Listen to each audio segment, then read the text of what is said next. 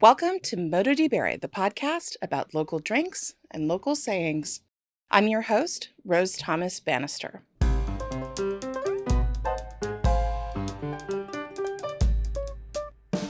Welcome to Modo di Bere, the podcast about local drinks and local sayings. I'm your host, Rose Thomas Bannister.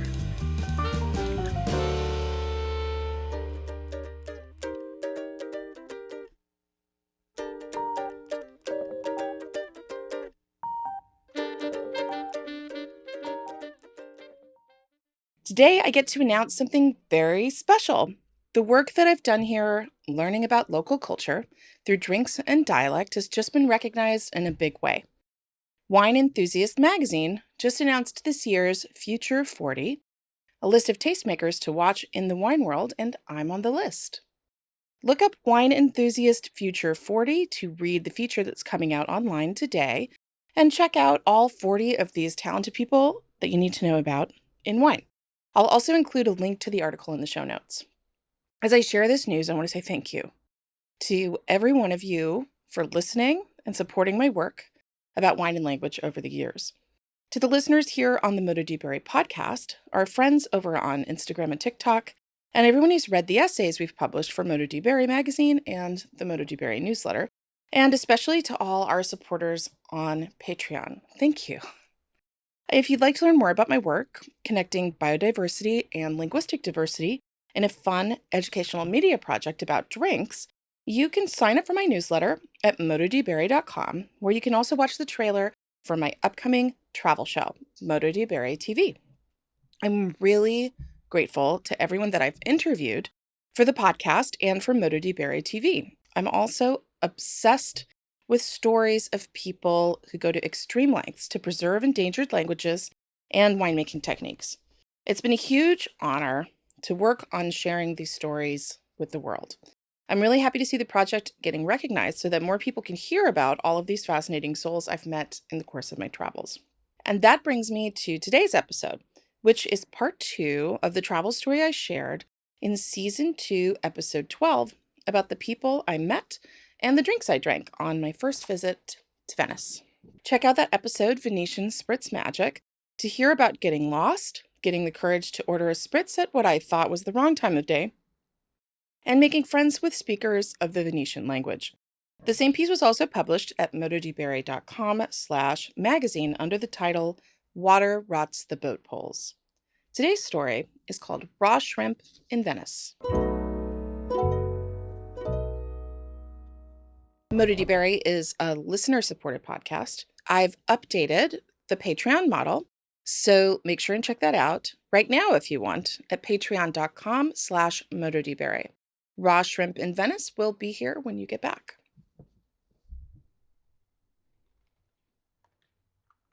I pretended that I wanted to be alone, and it wasn't working.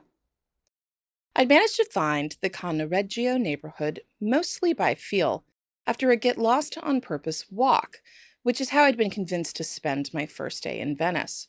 It had been good to be alone with my thoughts as I drifted over tiny bridges, through twisting, narrow streets, past walls dotted with tumbling plants, with faces carved into the stones.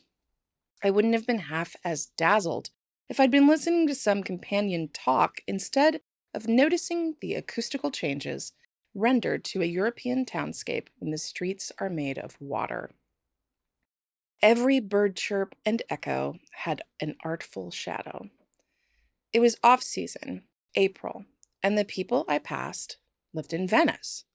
Kids in school uniforms bouncing balls, old people with canes clacking on the cobblestones, women discussing how to tactfully undouble-book their vacation rental, delivery men maneuvering ingenious carts up and down the endless stairs. For every tourist gondola, there were 5 everyday motorboats filled with city residents, dogs, and the odd refrigerator. I was transformationally charmed and retroactively incredulous of anyone who'd ever complained about Venice.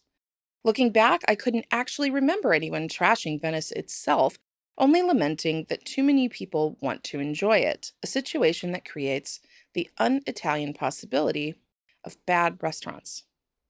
But the restaurants I was noting through iPhone photographs for the many return trips that I knew I'd be making to this place were almost painfully enticing, with daily menus written in brown paper that included Venetian spellings, omitting the L among vowels. After my sound walk, I enjoyed the frisson of boarding the Vaporetto, a Venetian water bus, with zero understanding of where it was bound. I could be on the last bus of the day, headed to an outer island with no way to get back, and that was the adventure I committed to when I finally figured out how to pay and enter the boat. But it only took me up and down the Grand Canal. Only the Grand Canal. The flapping tails of the Venetian flag, shaped like no other flag I'd seen, saluted me from the facades of every historic palazzo from the movies. I had dreams about Venice, before I'd ever been, that I was laughing in a boat with all my Italian friends, who were all wearing fabulous clothes. It wasn't a vanity dream. It was a hit of pure and radical pleasure, the kind that might make you explode, like Monty Python's Mr. Creosote and his wafer-thin mint. The Vaporetto wasn't exactly like the boat in my dream, but I grew up in Nebraska and didn't see the open ocean until I was 16. Boats and saltwater and seafood make me feel like a kid excited to see a fire truck. If I'd had a companion, I might have been too distracted to feel the delicious danger all the way down to my toes. I got off the boat and ambled up and to the left, also known as northwest, and was thrilled to locate the Cannaregio Sestiere. I just learned that word, like quarter, except that Venice has 6 districts. The wine bar I'd been told to visit spends all night explaining that they don't serve any spritzes, even though this fact is also clearly printed on a large sign by the counter. As the sun started to set, I sat down in a boat where you're allowed to drink wine in plastic cups. I made the dramatic decision that I wouldn't try to talk to anyone. I'd continue to be alone, to observe humanity like a writer. The truth is that I was feeling shy. I'd been in Italy for 2 weeks doing wine things with wine people. No matter how many of them were strangers, I could walk up to anyone and ask what they did in wine. On the final day, faced with actual strangers, I resolved to remain stylishly aloof. I lasted about 30 seconds before I twisted around and made friends with the couple on the bench behind me, using my fail-safe method of asking someone about their local dialect. They lived outside of the city and had come in to make a day trip. Sarah had dark hair and an impish sense of humor, and Fabio had brown eyes and a friendly face. Fabio asked me, "Have you had a select spritz?" "No," I said, "but I ordered an Aperol spritz for lunch, even though I know that's too early for a spritz." "Aha," said Fabio, "but in Venice we drink spritz all day, and not with Aperol, with select." He paused and looked at me seriously. "Never more than 5. I liked this new spritz rule a lot. Fabio had an early morning at work the next day, and they were supposed to head home, but clearly they had to take me out for my first select spritz instead. So Fabio and Sarah came with me to dinner at Casa Bonita, the restaurant my pal Narciso from the hotel had recommended when I said I wanted to try moeke, a rare soft-shell crab found only in Venice. I'd been told to try them by the wine writer Filippo Magnani. We ordered a giant plate of seafood. The tiny crabs were battered and fried golden, an extremely excellent bite out of many on the huge platter before us. "Sarah, I see they use 2 words in Italian for shrimp, gambero and scampo. What's the difference? Aren't they different animals?" To indicate that the 2 prawns move differently, Sarah wiggled her fingers like shrimp legs, moving her hand forward and backward. "Gambero," she said, and moved the imaginary shrimp backward. "Doodle-doodle-doo." "Scampo," wiggling the shrimp legs forward. "Deedle-diddle-diddle." Fabio joined in the deedle-deedle-dees, deeper for the gambero and higher pitched for the scampo, as Sarah repeated the leg movements of the various prawns several more times. But now it was time to eat the raw shrimp. As a teenager in Nebraska, I got called weird when I wanted to eat at the new sushi place that opened up in town. Now I've eaten many oysters, many an Italian raw fish crudo, and even some raw horse meat in Verona, but I still felt a little challenged when I saw a raw shrimp on the platter. Most of the raw shrimps I'd handled in my life were thawed from a freezer bag, gray and a little slimy. I explained in Italian that I think Americans might find raw shrimp to be a little much. "Why?" said Sarah, in shocked incomprehension. It is the flavor of the sea. Well, I had to try the shrimp now. Sarah was right. Was the flavor of the sea. From this moment on, I have said yes to every raw shrimp that has come my way, and these have accounted for several of my life's most sublime bites. By this point, I thought I had had the perfect day. But then Fabio and Sarah called their friend who has a boat, and he picked us up in the canal and took us for a boat ride in the lagoon.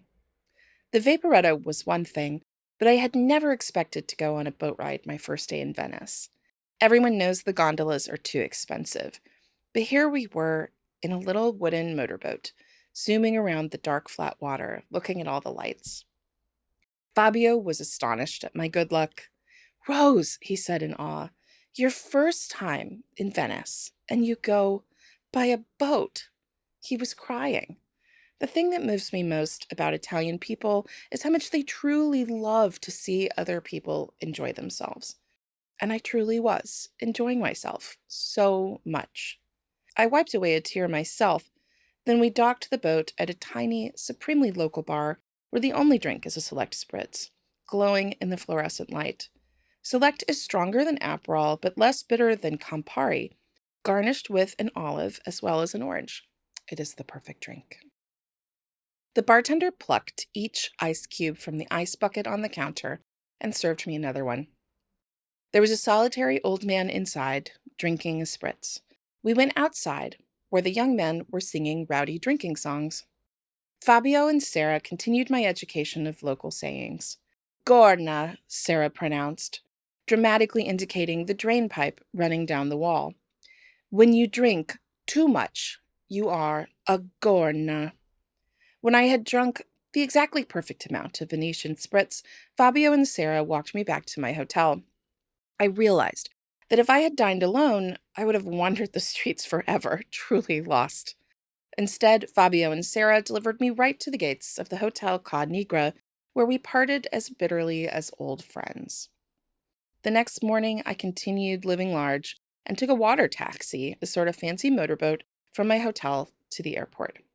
Venice zoomed away behind me as the boat sped up and seawater sprayed on my face. I felt like an absolute queen. I asked the driver to teach me a local saying. Ti se sta battesà con l'acqua dei folpi. It's what you say when someone is being stupid. It means, "I think you were baptized in squid water." I laughed. Then he asked me if I had tried the Select spritz. "Yes," I said. "It is the most delicious spritz ever." "Brava," he declared. "How many did you have?" "Cinque." The water taxi driver responded with thundering approval. Here are my recommendations for Venice. The first 3 go for anywhere. Learn some local slang. Eat the raw shrimp. Make friends with somebody who owns a boat. And blow every last cent of your money on a water taxi at least once. They'll feed you on the plane. Thank you for listening to my tale. This piece was published in Modo di Bere magazine as part of my column, The Way I Travel. You can read this and other personal essays and articles by various writers about drinks and dialect at mododibere.com/magazine. A new season of this podcast will be released this fall, so make sure you sign up for the newsletter while you're at my website so that you don't miss any good news. To all of my listeners today, a special thank you. Wherever you go, whatever you like to drink, always remember to enjoy your life and to never stop learning. Cheers! Support us on Patreon. Grab the newsletter at mododibere.com and subscribe to the YouTube channel at Modo di Bere to watch the travel show Modo di Bere TV. Music for the show was composed by Ercilia Prosperi for the band Oh. Purchase their music at the link in the notes.